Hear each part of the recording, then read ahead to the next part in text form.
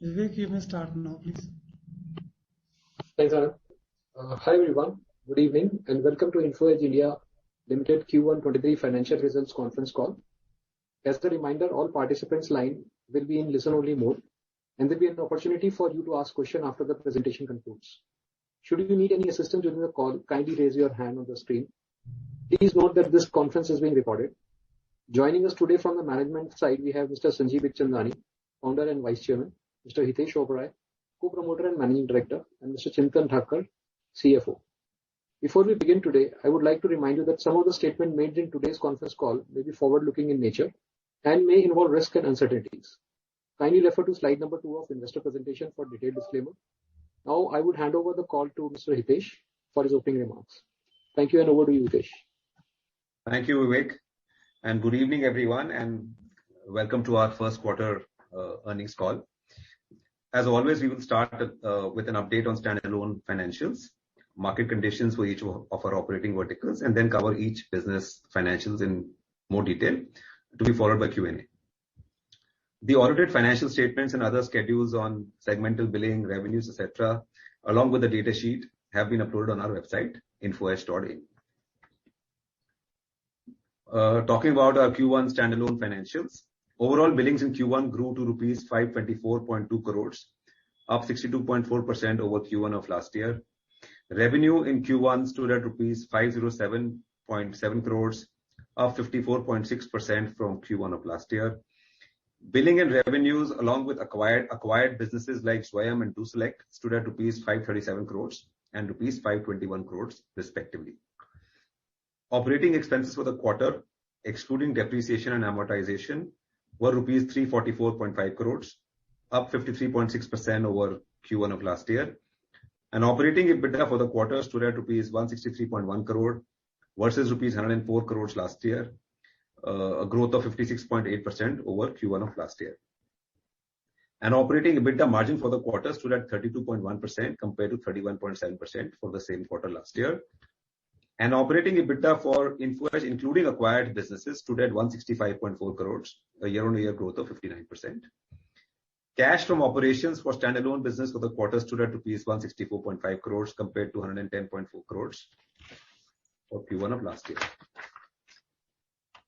Deferred sales revenue grew to 825.4 crores as of June 30, 2022 versus rupees 506.9 crores as of June 30, 2021. A year-on-year growth of 62.8%. And the cash balance of Info Edge, including the wholly owned subsidiaries, stands at rupees 3439 crores as of June 30, 2022 versus rupees 3561 crore as of June 30, 2021. Talking about the recruitment space, hiring sentiment across sectors remained strong. The Naukri Jobs Peak Index for the quarter was up 32%. Amongst the IT clients, we continue to see strong momentum. High attrition and strong pipeline driving recruitment continues to high attrition and a strong pipeline continue to drive recruitment in this vertical. Increased focus on fresher hiring was also noticed during the quarter. As far as non-IT customers go, we saw a revival of hiring in sectors like retail, education, insurance, real estate, travel, and tourism in the last 2 quarters. There seems to be a strong manpower demand across sectors, and that is also driving up engagement of headhunters on the platform. The demand for talent continues to be high in both the metros and non-metros across skill levels.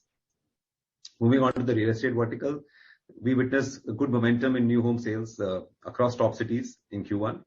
While home prices saw an upward trend in most markets, affordability continues to be solid. We expect reasonable number of new launches to continue in the residential buy segment, despite recent increase in repo/home loan rates. Rental supply also saw fast offtake in the market as more offices opened up to work from office or hybrid working models. Commercial spaces also sort of saw faster uptake with negligible / no impact of the third wave of COVID. The matchmaking category recovered from last year's slowdown caused by multiple sort of COVID waves. Users are back and engagement levels are up, higher than what sort of they were during pre-COVID times. We also experienced a change in our target sort of audience in the last couple of quarters, with more prospects now increasingly taking a charge of the matrimony search process instead of their parents or guardians.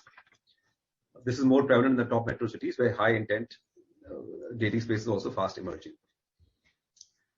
Moving on to the quarterly financial of the recruitment business. In Q1 of 2021-22-23, the recruitment segment billings were rupees 415 crores, up 64.6% from Q1 of last year, while revenues were rupees 387.1 crores, up 67.5% from Q1 of last year. Operating EBITDA stood at rupees 230.6 crores, up 80.2% from Q1 of last year. Margins stood at 59.6% versus 55.4% in Q1 of last year. Cash from operations for the recruitment vertical during the quarter stood at rupees 235.4 crores, up from rupees 148 crores reported in Q1 of last year. Billings for Naukri India for the quarter stood at rupees 354 crores, up 72.3% year-on-year, while revenue for the quarter for Naukri India stood at rupees 326.8 crores, up 76.3% year-on-year. Recruitment segment billings include acquired businesses like Zwayam and DoSelect stood at rupees 427.9 crores, a growth of 69.7% year-on-year for this quarter. iimjobs and Hirist also has reported strong 64.8% YOY growth in their billing numbers, closing at 15.3 crores, up from 9.3 crores reported in Q1 of last year. A well-integrated GTM, a go-to-market with Naukri India team worked well for Zwayam and DoSelect, with both these businesses closing the quarter with billings of rupees 6.25 and rupees 6.59 crores respectively. The Naukri business, as you can see, continues to sort of grow strongly, and it's been now 6 quarters. Naukri India witnessed higher recruiter and job seeker activity during the quarter. On the job seeker side, we saw 23,365 new registrations per day last quarter, and we crossed 10 million plus active install base on the Android app. Our sales strategy for the quarter focused on creating awareness of value proposition of our products to drive value optimization with our customers. The quarter also witnessed 49% year-on-year growth in new client acquisition. The other sort of vertical we have Ambition Box, which is our play in the career sort of reviews and rating space, grew handsomely to overtake our sort of the leading competitor in its space. And Ambition Box reported 6.29 million unique visitors in Q1 2023, making it the largest sort of careers and review and ratings platform in India.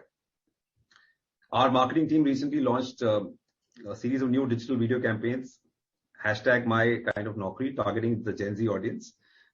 This would further cement Naukri's leadership in traffic share and improve its top-of-mind recall amongst new generations of job seekers. That's the idea. Moving on to the Shiksha business. In Q1, Shiksha billings grew 30.7% year-on-year and stood at rupees 30.4 crores, while revenue grew 37.4% year-on-year to rupees 31.3 crores. The Shiksha business made an EBITDA of rupees 6.2 crores during the quarter versus rupees 7.7 crores in Q1 of last year. Cash from operations for the quarter stood at rupees 5.3 crores against rupees 8 crore reported in Q1 of last year. The Shiksha business has now delivered strong and consistent revenue growth for the last 7 quarters and has been generating cash. The delayed closure of academic year 2022 had an impact on new students registering on the platform. As the concerns regarding COVID subside, we expect the trend to normalize in a few quarters. The new sort of private universities in India, we believe, will offer an opportunity for Shiksha to expand its footprint further. We also saw our study abroad business, which is relatively new, strong recovery in students opting to study in the US and in the UK and the US. And we continue to invest in making our content more comprehensive and more student friendly, and in building deep domain expertise in this space. Moving on to the 99acres business. Billings in 99acres grew 173.2% year-on-year on a COVID-impacted Q1 and stood at rupees 61.1 crore, while revenue grew from rupees 49.2 crores in Q1 of last year to rupees 66.3 crores in Q1 of this year. The operating loss for the quarter stood at rupees 35.4 crores against a profit of rupees 10 lakh reported in Q1 of last year. The business reported a cash outflow from operations of rupees 46.6 crores for the quarter, against a cash outflow of rupees 36.4 crores in the same quarter of last year. In 99acres, we recorded revenue growth across all major categories: resale, rental, commercial, and new homes. Concerted efforts were put in during the quarter to increase and improve the quality of listings on the platform. Owner listings grew 7% year-on-year, while broker listings grew 9% year-on-year. Premium listings continued to see good adoption from brokers.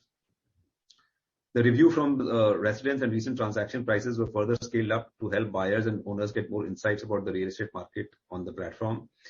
And we continue to invest on platform content, client delivery, and marketing in this business.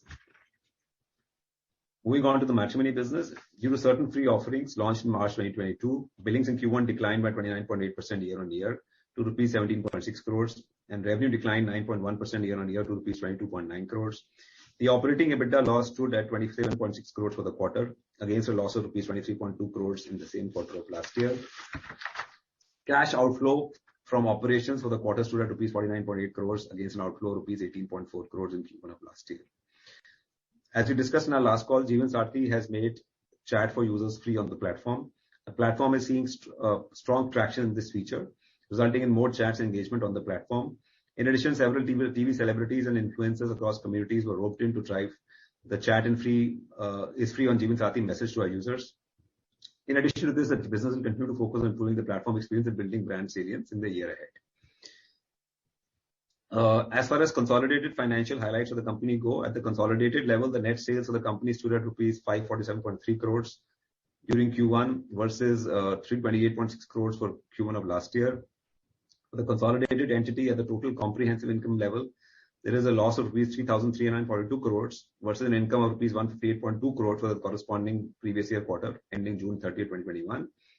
Adjusted for the exceptional items, PBT stood at a profit of rupees 339.4 crores in Q1 23 versus rupees 45 crores in Q1 of last year. Thank you. That's all from us. We are now happy to take questions. Thank you, Hitesh. We'll now move to begin our Q&A session. Anyone who wishes to ask a question may raise your hand on the screen.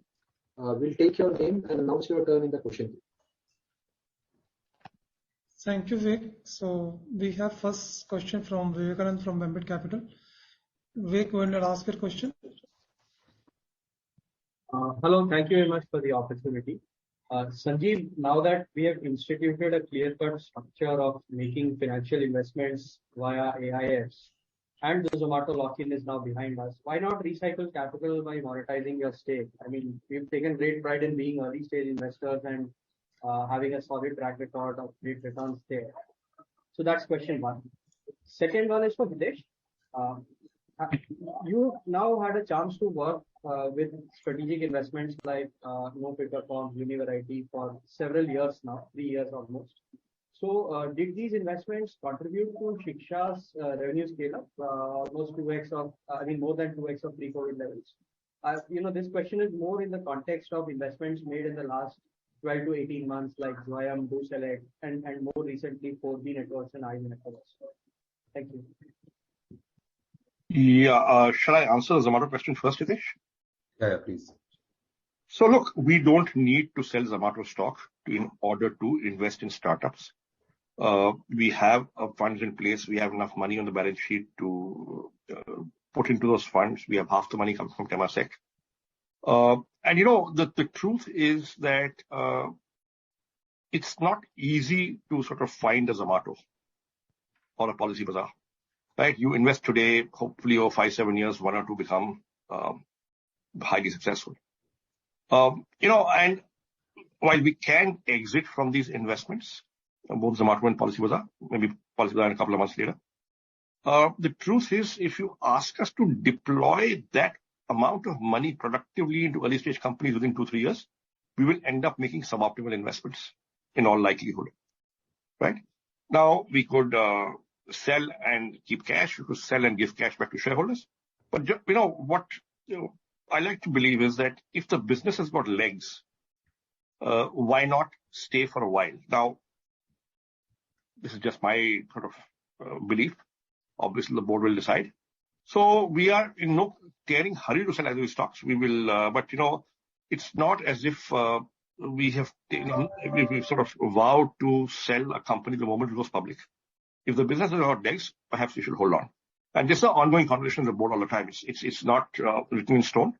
It's up for review periodically. But what I also believe is that if the business has got legs and you hold on, you have a future, right? If you sell, you only have cash. And cash is valued at 1x. A future is valued at a multiple of whatever the future is. Yeah, so we'd like to hold on if we believe the business has got legs. Yeah, Hitesh, you want to answer the second question? Yeah, I guess your question was around whether the strategic investments we made in companies like Univariety and No Paper Form helped us sort of scale up the Shiksha business over the last 2 years. Is that correct? Yes. And the extension to that was the aspiration that you have across your operating businesses to make strategic investments and either enhance your revenue or bring down costs, right? Yeah. So listen, so there are 2 or 3 types of strategic investments we are sort of making. One is, of course, outright acquisition. So Ambition Box, which I sort of spoke about, was an acquisition we made a few years ago. IM Jobs is a company we acquired 100% a few years ago. Zoem was a 100% acquisition. Do Select is 100% acquisition. Now, in these cases, of course, we are deriving tremendous value from the Naukri network because we are taking these businesses in and hoping, and the hope is that we will scale them up massively because of our distribution and other capabilities. Now, then there are companies where we are, investors, but we don't really run the operation.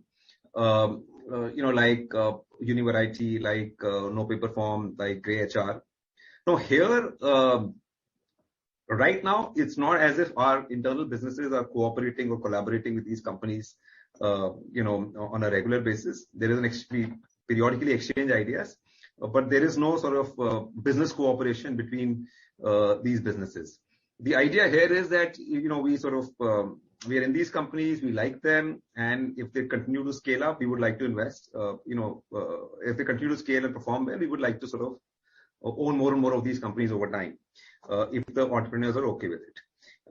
So that's the nature of these sort of investments. So let's see how this plays out, because where we are now, IL is somewhere in the middle now, where in IL we own 76% now, and there is a path to getting to 100%. But we want the entrepreneur to run the show for some time because we believe that's the best way to scale the business, and we don't think we can take on that business internally and do a better job of what maybe that team can do right now.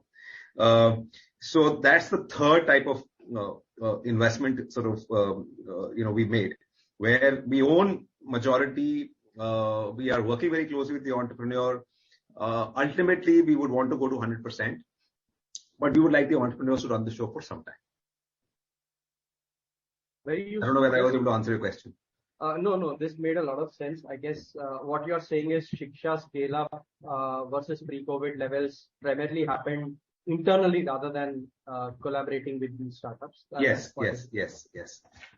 So Sanjeev, just one small follow-up. So you said that sure you can exit Zomato PB, but deploying money, this kind of money in startups may lead you to not be that prudent if it has to be done. It almost certainly will lead us to be not so prudent. So is that because of the perhaps the shallow nature of the startup universe still in India, or is it something else? I'm just trying to understand this better. No. Let me put it this way. See, you typically when you have a fund, right? You will say, okay, fine. From 3 years of close of the fund, you will need to write all your first checks. Now, if you are going to invest 10,000 crores, let's say, which if you exit from both these companies, you want to invest 10,000 crores, right? You're talking about investing 3,000 crores within 3 years, right? As first checks, and the remaining goes in as follow-on checks. Now, that's a tough ask, because we like to go in early stage. Early stage, if you want to invest, 3,000 crores, as the first institutional check into a company with the average check size, say, of 10 crores, you're talking about 300 investments. Now, 300 investments is a lot from a team bandwidth perspective, right? And sooner or later, you will slip up. Or you have to have a very large number of people working with you. And these are, they are tough things to manage. And 10,000 crores in early stage companies, perhaps the risk level will also be different. Okay, understood. Thank you and all the best.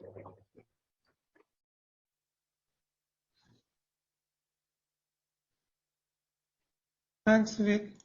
The next question is from Ruchi Mukhija from Elara Capital. Ruchi, go ahead and ask your question.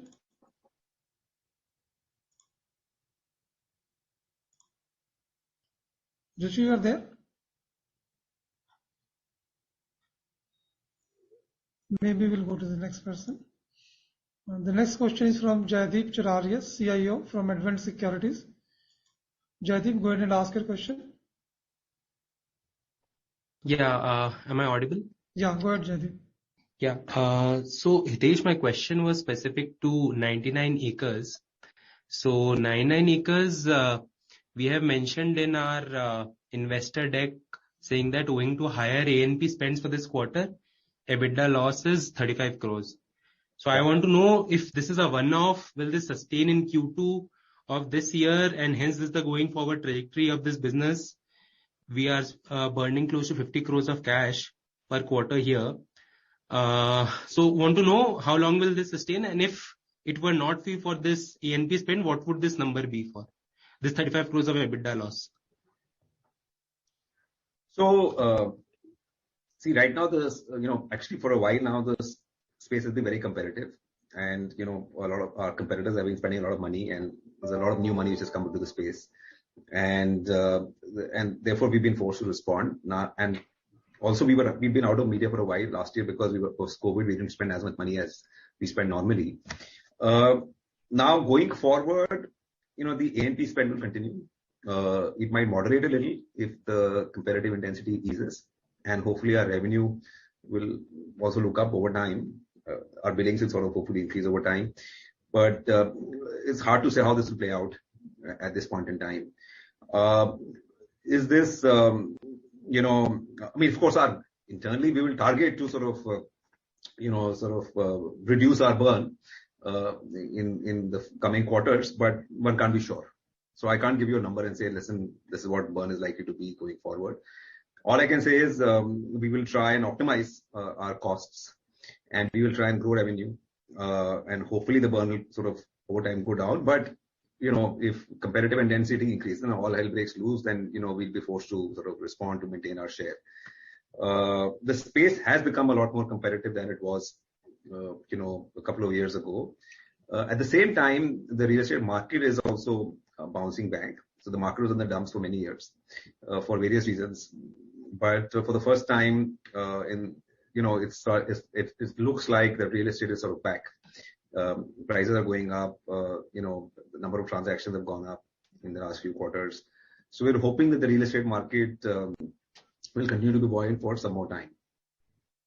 Yeah, sure. That's helpful. Only point that I wanted to have a follow-up on was, what was the absolute marketing spend that we incurred for this campaign that we have been doing for quite some time? I've been seeing the ads coming on CNBC and all of that.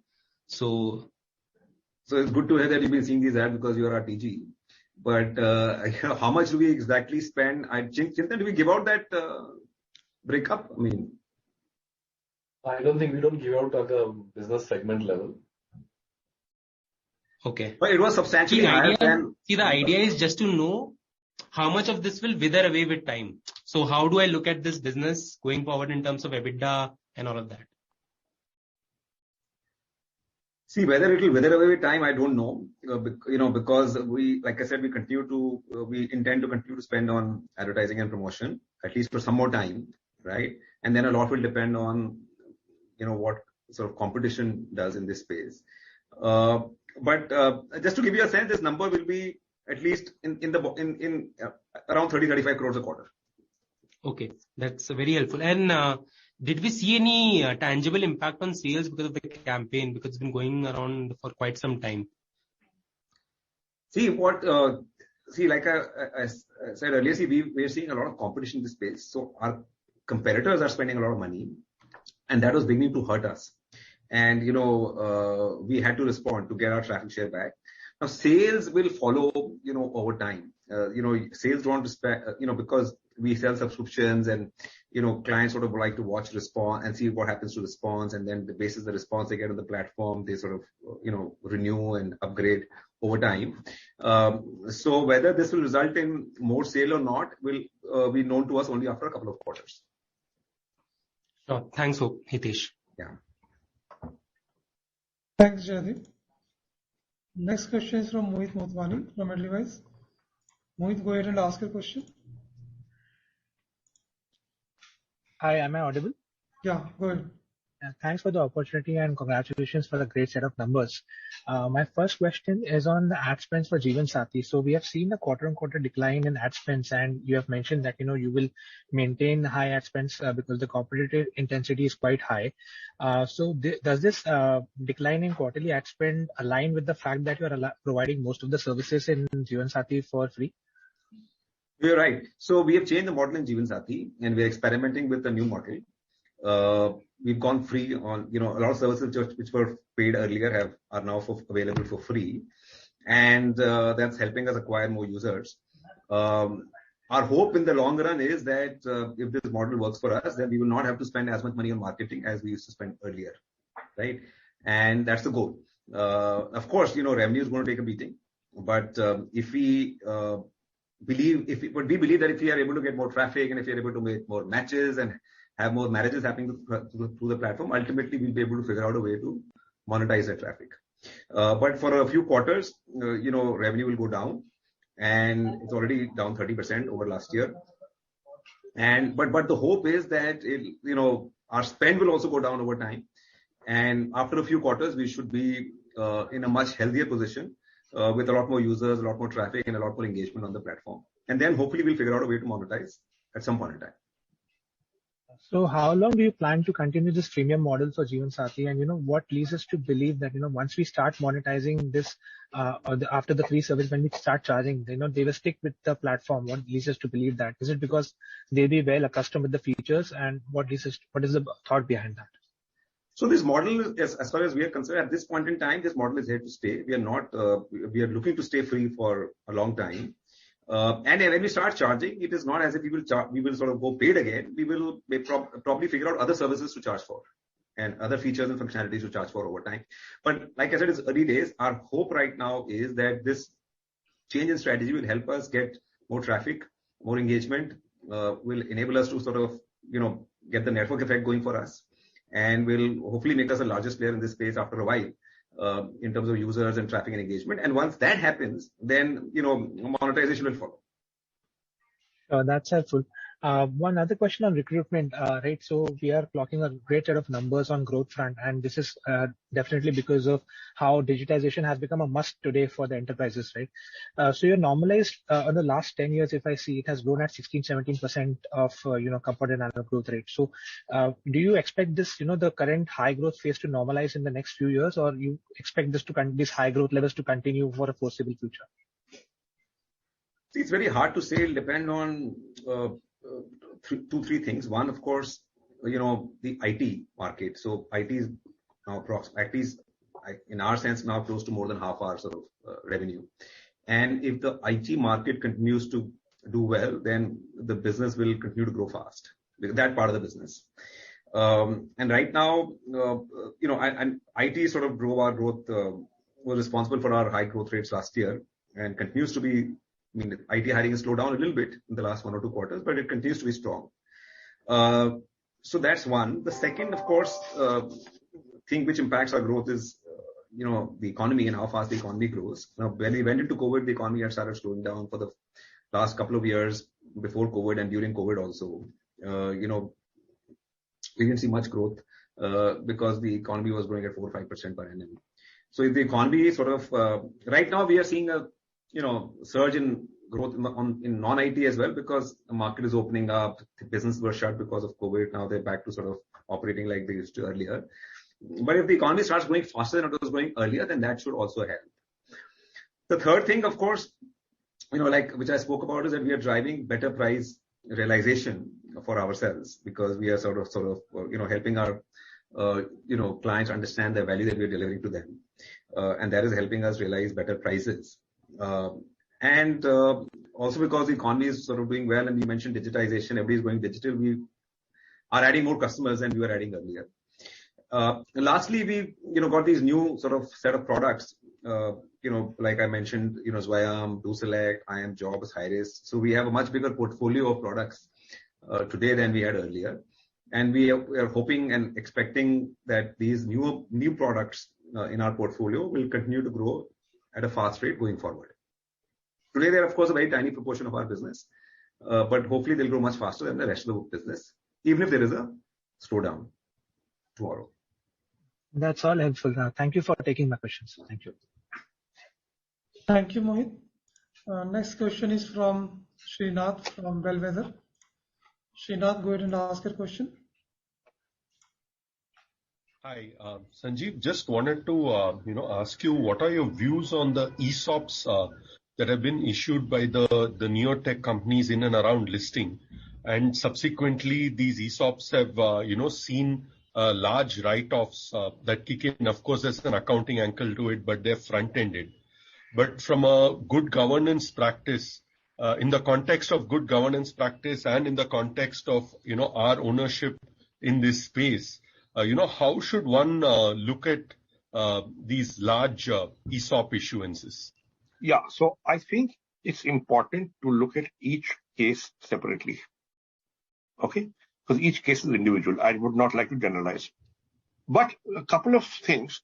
See, if, first of all, was there disclosure prior to the IPO or during the IPO document, and the road shows that this is the situation, this is going to happen, or this has happened, has been. Now, if there's prior disclosure, it's one thing. If there was no prior disclosure, it's quite another. And no prior disclosure is a problem. Okay? The second thing I'd like to point out is that if founders have been diluted too much, right, will they have an incentive to stay for 3-5 years post the IPO, 7 years post the IPO to at least run the ship? And if they have been diluted too much, maybe some amount of ESOP is justified, and this may not be just in tens of thousands of shares. It could run to 1, 2, 3, 4% of the company. If the dilution was forced upon them simply because of the competitive environment, and competition raising too much money, and you had to raise in response, then perhaps a more sympathetic view can be taken, which is what has happened in a couple of cases that we were involved in. The third was the right process followed in granting the ESOP. Did the founder grant himself the ESOP or herself the ESOP, or was there an NRC, a compensation committee, where there were no executive directors involved, and it was either independents or investor directors, but the NEDs who were involved and not related to the promoter? Now, those are the touchstones I would use to determine what is excessive and what is not.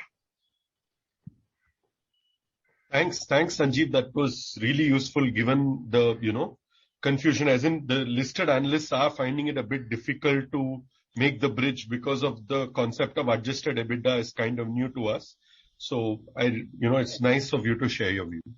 Hitesh, wanted to kind of get an understanding of impact of the tech sector to us now, including tech hiring by tech companies as well as tech hiring by non-tech companies like banks and so on.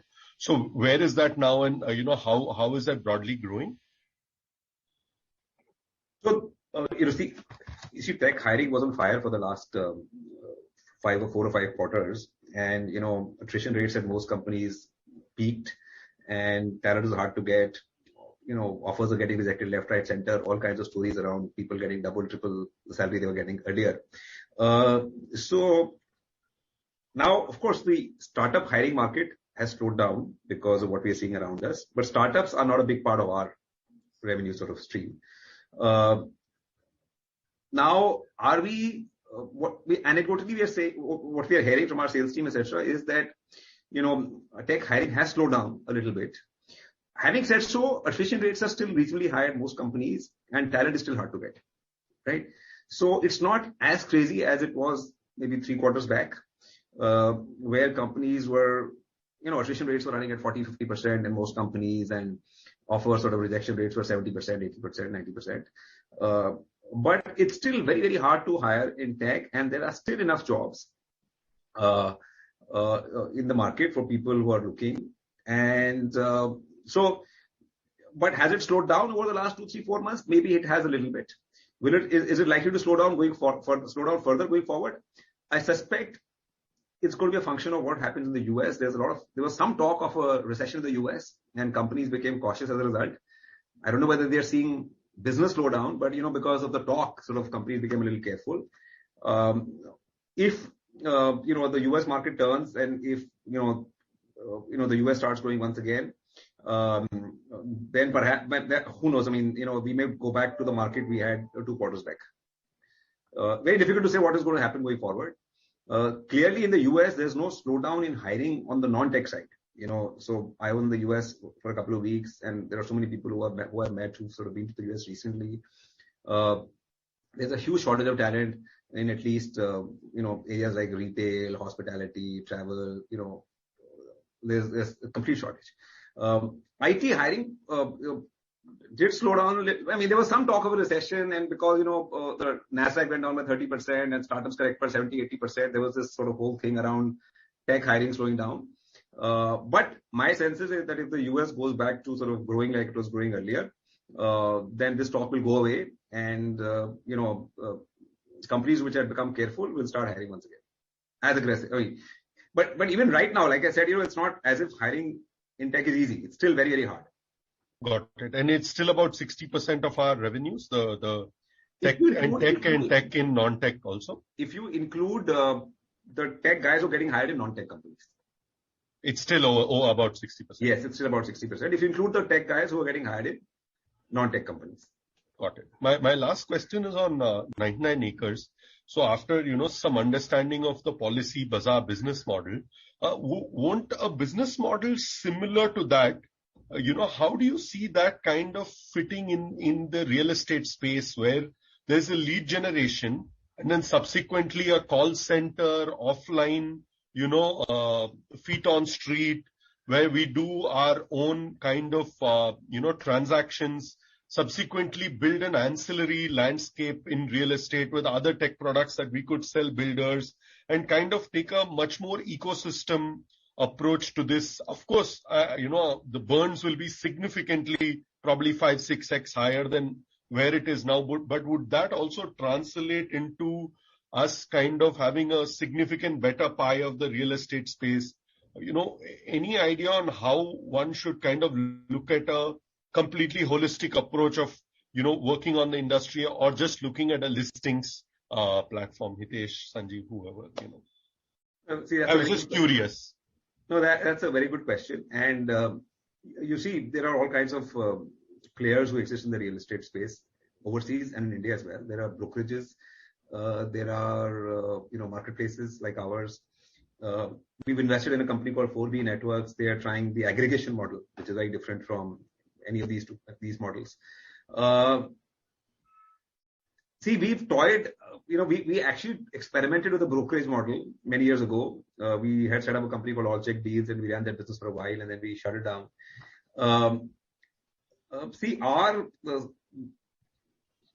While you're right in saying that, if we go end to end and sort of do the transaction, we can monetize a lot better. But then it's also more expensive. If you go down that path, you have to invest in a sales team, you have to do transactions, you have to sort of, so it's a different business, a different model. Our belief so far has been that perhaps it is possible to create more value in the marketplace model. But then the thing with these models, and especially marketplace models, is that, you have to be the number one player. You have to sort of, be a leader in the market. If you're a number 3 player, you don't create value. So you have to break away from the rest of the pack to be able to create disproportionate value. As a brokerage, perhaps many brokers can survive in the market and do well. But if you are, if you want to be a marketplace, then you can create disproportionate value, but then you have to be a leader, like we are in Naukri. So also the two models compete with each other. So it's very difficult to do both. So, for example, if you become a brokerage ourselves, our clients may sort of not like it and they may not want to advertise with us. So it's a choice. So far, we are of the view that we should perhaps continue to sort of invest behind the model we have sort of been working on for the last few years. If we have to do anything so we could make investments in sort of other models.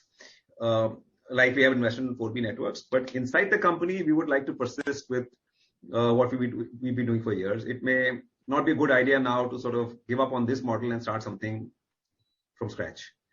So that's, and we do believe that it's going to be very difficult to be able to do both. Got it. Got it. Thanks, Hitesh, and thanks, Sanjeev, for taking your time off and giving a very detailed answer to all my questions. Thanks a lot. I'll get back into the question queue. Thank you, Srinath. The next person we have Aditya Suresh from Macquarie. Aditya, go ahead and ask your question.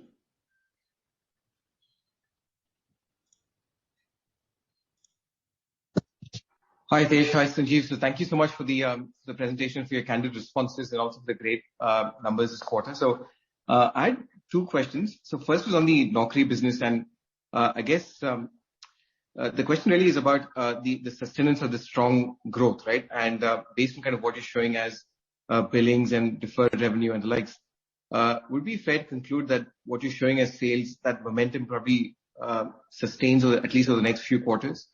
And if so, therefore your margins also kind of sustain. And I guess the context of the question really is that your EBITDA margin has really been between 50% to 60%, and today we're closer to the peak of your Naukri business. And so I'm just wondering about the sustenance of that EBITDA margin in response to where you're seeing revenues at. So that's the first question. I have a second question as well. Yeah.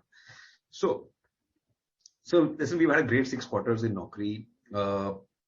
Last year it was primarily because of IT hiring. This year, in Q1 of this year, our Naukri India B2B business billings grew by 80% actually, right? So even the billing growth has accelerated. We were growing at maybe 60-70%, and now last quarter we grew at 80%. Will this sustain? I don't know. See, what we are seeing is a non-IT hiring pickup, but there are some murmurs around IT hiring slowing down. In Q1 we saw IT hiring also peak, non-IT hiring also peak, which is why our billings grew by 80%.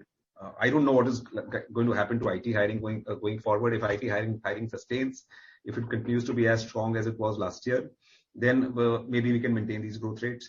But it's a wait and watch situation.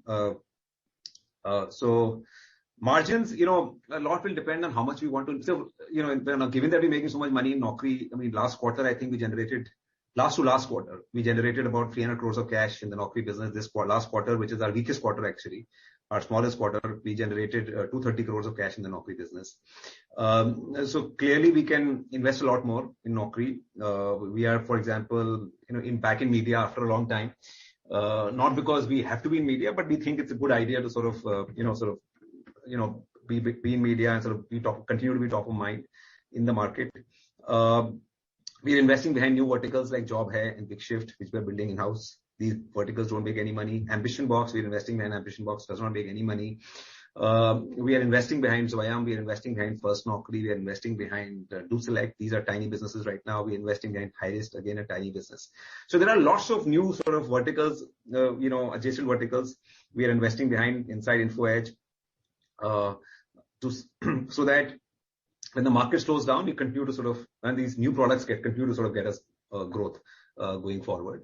So the margins, we can improve our margins substantially. We can go to even 70% EBITDA margin if we stop investing in these businesses. But we've taken a call to invest more. And but at the same time, we don't want to sort of compromise too much on margin. We would like to maintain the margin in a certain range, so that so that we are sort of disciplined about it also. Thanks, Hitesh. That's very clear. And I guess in terms of the other verticals, Do you have any updated kind of plan in terms of is there any kind of upper limit in terms of the amount of losses you might be able to fund here, or does the position remain that I guess we'll see how it goes and we'll kind of wait for the consolidation to happen? So I think we should let's take the Jeevan Sathi business. So I think we should give it another 2-3 quarters to play out because we've just changed our model. If this model succeeds, then our take on the business is that it may not require the kind of marketing spend we've been doing in this space going forward. Because if but it's a wait and watch. I mean, we don't know whether this is going to succeed or not. We'll have to give it another 2 quarters to see how it goes. We're okay with losing revenue, sacrificing revenue, as long as we get the network effect going, we get traffic, we get engagement on the platform. We'll figure out a way to monetize later. So we're trying to change the game here, but a lot will depend on how competition responds, what happens over the next 2-3 quarters. So let's wait and watch. Clearly, we don't want to invest much more than what we were investing last year, right? So the idea here is to change the game so that we don't have to make those kind of investments in the business to grow it. So that's the Jeevan Sathi vertical. Now, 99acres, the truth is we lost some ground in 99acres over the last 2 years because of COVID, and we want to regain that ground. The space has become a lot more competitive. There are many new players in the space. There's NoBroker, there's Housing, there's Square Yard. There are a bunch of other people who are trying. The market is looking good after a long time. So, and we've got some things we are working on. And if some of those sort of things work out as planned, then we are hoping that our burn will go down with every sort of passing quarter. But those things have to work out. So again, I think we'll have a much clearer answer on what will happen in this business, perhaps maybe 3 quarters from now. Thanks, Hitesh, for your candid responses. Much appreciated. Thank you. Thank you, Aditya. Next, we have Vivekanand from Ambit Capital. Vivek, go ahead and ask your question. Yeah, thank you for the follow-up. So, Hitesh, you said that you will persist with this strategy in Jeevan Sathi. So, what's your take on the time it takes for this model to scale up traffic without the kind of intensity of A&P that you were doing in the past? I'm asking this question in the context of similar web traffic data, which doesn't really indicate that much of a change in the Jeevan Sathi domain. I understand that the mobile app data isn't captured here, but if you could just help us understand, how patient you will be with respect to this pivot. You're from Avendus, right? No, I'm from Ambit. Ambit, sorry. Okay. So listen, 90% of the traffic in Jeevan Sathi is on the app. So the similar web data has no relevance. So now we went free about 3.5-4 months back, and we have seen an increase in traffic on the app. We are seeing more registrations. There is reasonably good word of mouth around the fact that we are free. We are seeing more matches happen on the platform. Now, is it enough to change the game? It's hard for me to say. It's only been 3-4 months. Have we cut down our ad spend? A little bit, right, from where we were a few months ago. But we want to give it a good shot. We want to sort of keep ad spend high for a while. We want to sort of be free for a while, and we want to see what happens. Now, this may never work out, guys. This could fail. So there's a caveat. It's not as if we are sort of 100% sure that this model is going to succeed. It could fail, but we want to give it a good shot. If it starts to succeed, at least on the traffic front, we'll have a clearer answer 2 quarters from now, right? On the revenue front, it could take longer because we'll have to figure out new ways of monetizing this traffic. Because if it starts to succeed, we would not want to go paid once again. We would like to keep the chat free. That's pretty useful. Just one additional question in this context. So till now we have only explored a model of subscription for this service. Is it possible to think about, say, alternative perhaps advertising or transaction business models here, or is it too early to even talk about this? See, our team started thinking about it, and there are other models around, if you sort of look at what's happening in China and sort of other markets, there are some other models. So we are studying those models and we are trying to figure out what we can do here. But like I said, see the short-term focus. The focus for the next 2 or 3 quarters is traffic growth, more engagement, more matches, more registrations, more monthly active users on the platform. The idea is that and like I said, we'll start worrying about revenue later. And the hope is that once we get to that point, we won't have to spend as much money on marketing as we are spending right now. Okay. That part is clear. So just to understand this better, you think that you will reach a stage where you will not have to spend as much in advertising on a sustainable basis. Is that what you mean when you say? That's a hope. That's a hope. If you're free, that's a strong value proposition, and that should drive a lot of traffic on the platform. Once there is word of mouth, right? So we have to get the word of mouth going. We have to have get more traffic, get more matches happening through our platform, then that creates word of mouth and that automatically gets more users. So now whether that will play out like we expect it to play out and whether it will play out in 1 quarter or 3 or 6 is hard for me to say right now. What I can tell you is that we are seeing more traction than we were seeing 3 months back.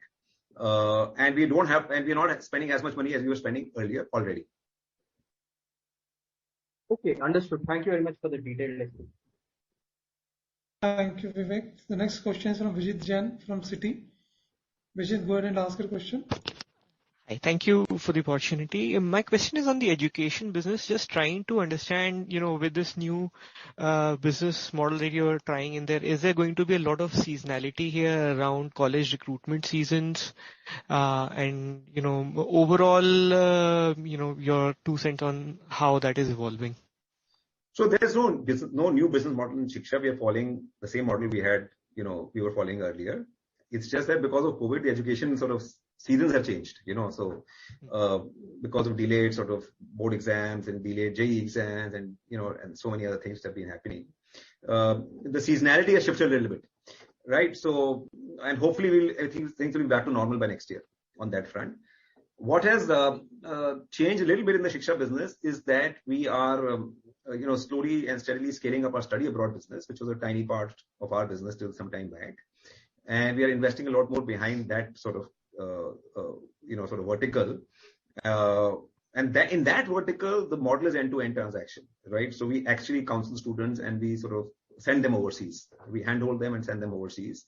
Unlike the Shiksha domestic business, which is primarily a lead gen business, where we sort of generate leads and sell them to customers. And then the customers sort of close on their own.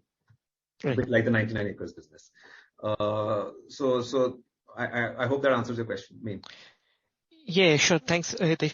Hitesh, my second question is in the recruitment business, you did mention, the non-IT sectors are starting to, come back, mainly contact-based services post opening up. I'm just wondering, among the bigger non-IT sectors, non-tech hiring, which are the ones where you think the momentum is fairly strong, even when you adjust for, the low base of last few years? So is it financial services? Is it infrastructure services? Which are the categories where you're seeing growth, even versus, say, an FY19 or FY20? So some non-IT sectors have done really well over the last few years for us. But tiny sectors on our platform to start with now. But I don't know whether it's because the sectors are doing well or because there's more digitization and more people are moving online. Our sectors like education, sectors like health, services, so these 2 sectors, for example, our job speak index, has gone through the roof over the last 2-3 years. Right. There are some other sectors also which are doing okay, like banking, financial services, insurance, but they're not like on fire. I mean, and if you adjust for COVID, etc., maybe they're okay. They're like they were earlier. But some of these sectors have done really well over the last 2-3 years. Got it. Thanks, Hitesh. Those are my questions. Yeah. So we are done with the questions so far. We may wait a couple of more for 30-40 seconds. If there are more questions, please raise your hand.